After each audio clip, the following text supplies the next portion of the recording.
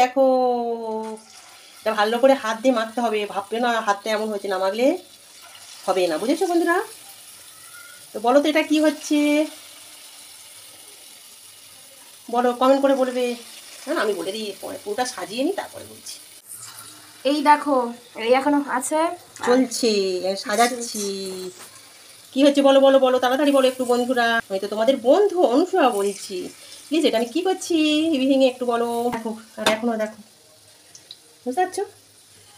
আর নাড়ো, তারপর সাদা করে এবার তো উল্টাতে হবে, তাই না বন্ধুরা? মা সাবধানে। একটু হবে মনে হয়, দেখেছো বন্ধুরা?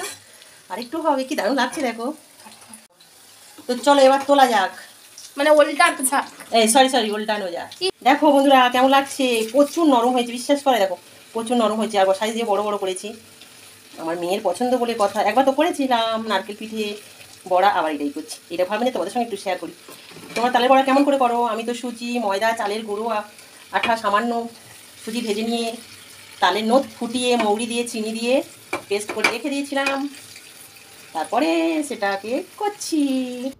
কম আছে, ওয়েট করতে ভাজতে হয়। দেখো, তো এবার তো আমরা খাবো, হয়ে গেলে গরম গরম, তাই না বন্ধুরা? তো দেখো, চলো এবার আমি তুলতেই থাকি। দেখো, আহা কি কিসের মধ্যে দেখতে চাও তো, পান্তুয়া।